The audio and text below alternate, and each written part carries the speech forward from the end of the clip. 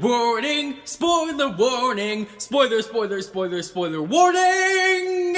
Welcome back everyone, and it's time to go balls deep. And in this video we are talking about Demon Slayer chapter 179 and 180. This has been confirmed to be the final arc of Demon Slayer by the author herself, and it seems quite true with the revelations of Genya and Takito's deaths. And I honestly have never felt that emotional before reading a chapter of manga in a very long time. I feel like everyone in the community basically reacted like this.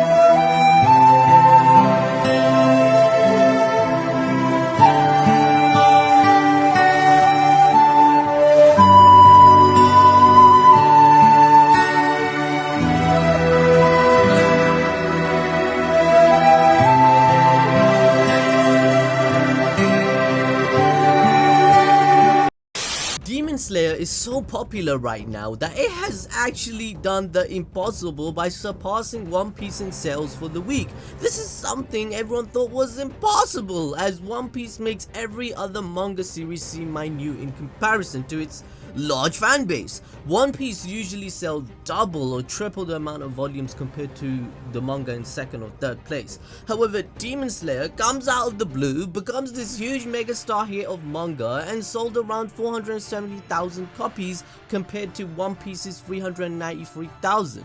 Demon Slayer has won the second week of October sales, but overall One Piece still has the lead on the month overall with 1.6 million copies sold to Demon Slayer's 1.5 million copies. But I just think that's crazy to think how popular Kimetsu no Yaiba has become in a span of few months, that it is challenging One Piece that has been dominating for 10 years straight. With that bit of news out the way, let's talk about the chapter. So the sacrifice of Genya and Takito wasn't in vain, as they helped kill Kokushibo, the upper demon moon 1. This resulted in the past being revealed regarding his twin brother Yorichi, and how he created the original breath style, and why the red Nichiren blade specifically seems to be the most important of all. The chapter begins with Genya and Takito saying farewell as they move on to the afterlife. Now in chapter 179, Takito was only 14 years old when he died and met his brother who was waiting for him as an 11-year-old. He screams at him to not come here and go back to reality. Takito cries as his brother does not praise him for working so hard. In the past, Takito and his brother were orphans, where his brother Yuichiro developed a negative mindset regarding life as a result of it. He started questioning what the purpose of it and what's the point of trying when something bad always happens in the end. Takito did not agree with this and disputed with his brother constantly, causing a strain on their relationship.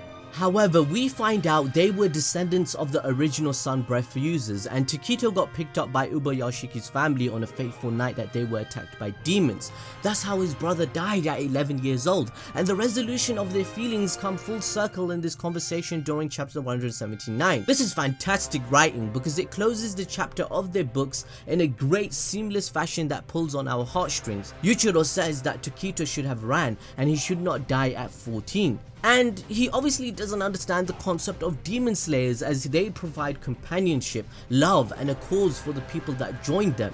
This is where Yuichiro is schooled and he loses the argument because he says, how can you die now? It was all for nothing. But then bro, why did you die at 11? You achieved even less than me. You accomplished nothing.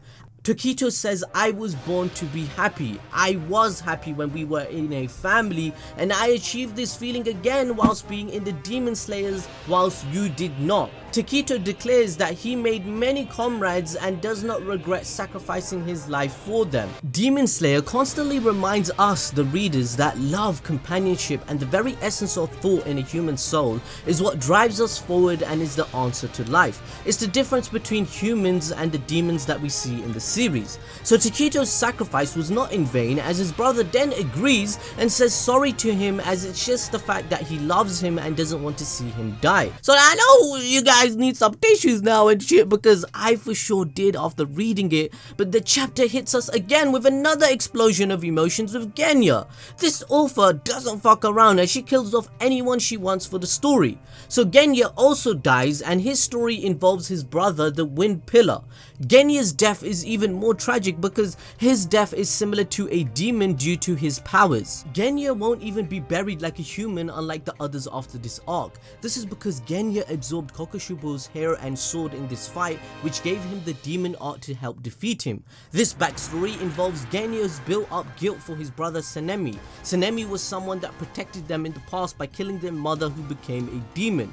Genya criticized his brother as a child for doing this as their parents died due to his actions. Genya didn't realize in the past that Sanemi was only protecting them from dying as he knew the complete truth of their father and mother. Again, the writing is perfection, as Genya admits that he wanted to protect his brother as he did, and he believes his brother is the nicest person in the world. Oh my god. This destroys Sanemi's heart and even ours, because we know Sanemi felt the same way for Genya but didn't get to reveal his true feelings till the end. We know Sanemi to be as a tough wind pillar that is quite stern, but his brother Genya is the one person in the world that breaks down his barriers and knows the true him. He knows Sanemi is nice and what he sacrificed for their family.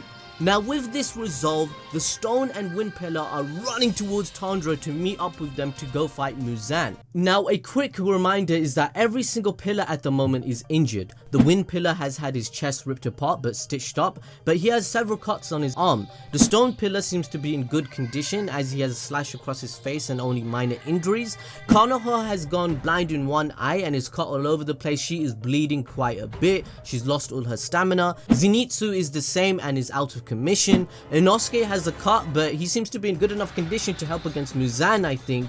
The Love and Snake Pillar are busy with the Upper Demon Force, so they will not be able to help in the Muzan fight for a while.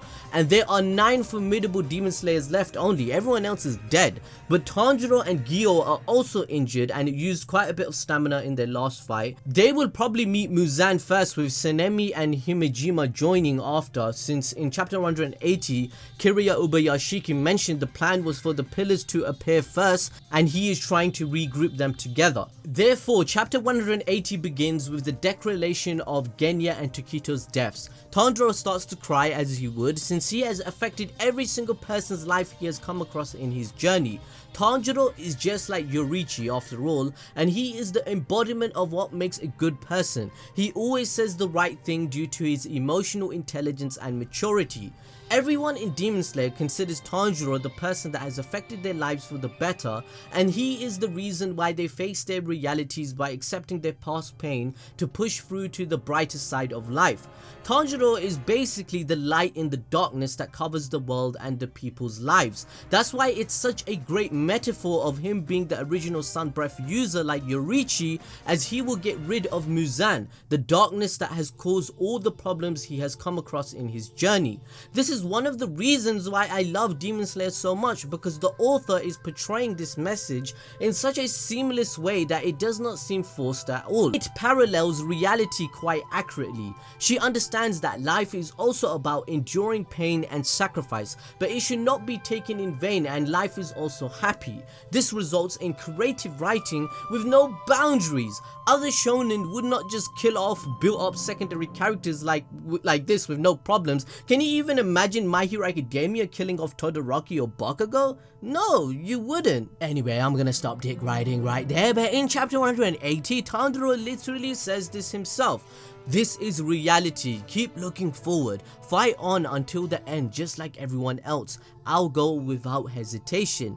And then he proceeds to explain that he read the letter Rengoku's brother sent to him regarding the fire breath he was asking about. And the letter reveals that there was a 13th style he did not learn, and it is one of the key components to defeating Muzan. Now, I hope at this point of the video, you smash that like button, please guys, and you hit that notification bell, because this week I'm going to upload another video regarding Tanjiro vs Muzan, and I'm going to specifically explain how will he win, because we also have to imagine if Muzan dies, Nezuko is a demon, will she die too? So I'm going to do a video with a theory regarding all of that, so hit the notification bell. Anyway, Kiriya Ubiyashiki, he realizes there has been a mistake, as Tamayo couldn't endure long enough for his plan to go perfectly. Muzan has revived, but the teams he sent to dispose of him are about to arrive.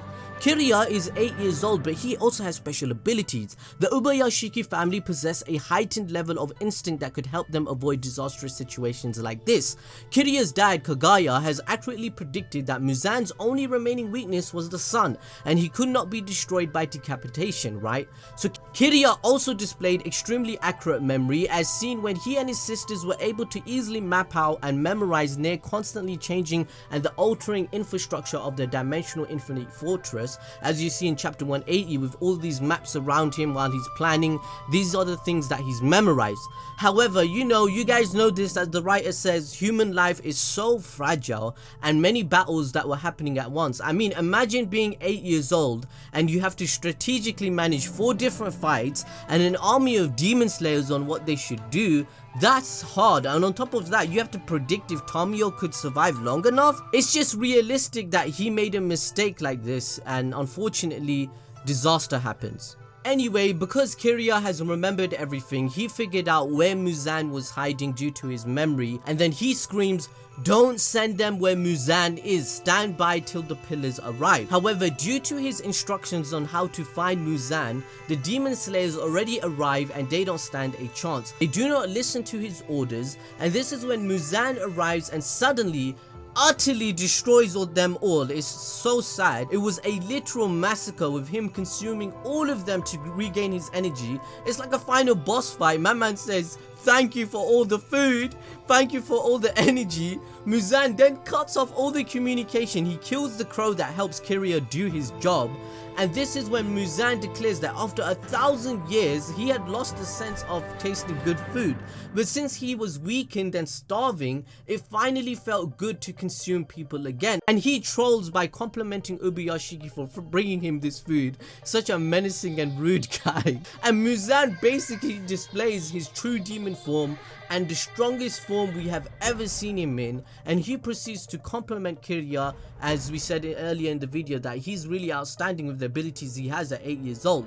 But then he offers to make him a demon as he does. I mean, this is Muzan we're talking about. I mean, this seems to be the standard response Muzan says to everything. "Hey, are you ugly? Why not become a demon? Hey, did your mom die? Want to become a demon? Hey, did that girl reject you? Do you want to become a demon and eat her?" This guy is so evil, and the portrayal of it is so menacing. It's great writing again. I love it. He's someone we hate. He's so well written that we hate this dude. We want him to die. There is no sympathy for him. We know Tanjiro is the good guy. His whole design is quite epic. I mean, it's so disgusting. I mean, look at those teeth, boy. Are you brushing them?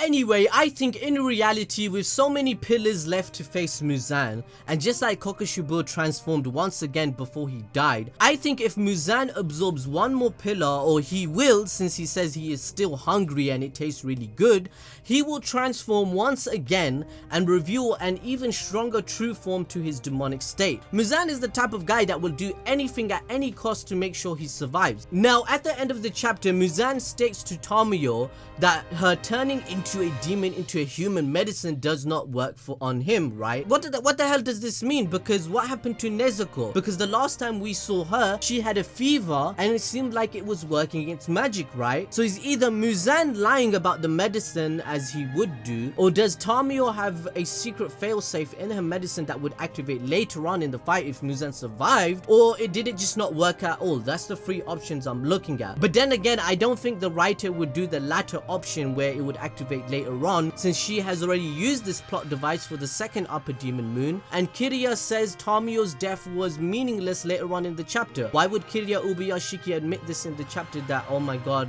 I wasted her time, blah blah blah blah?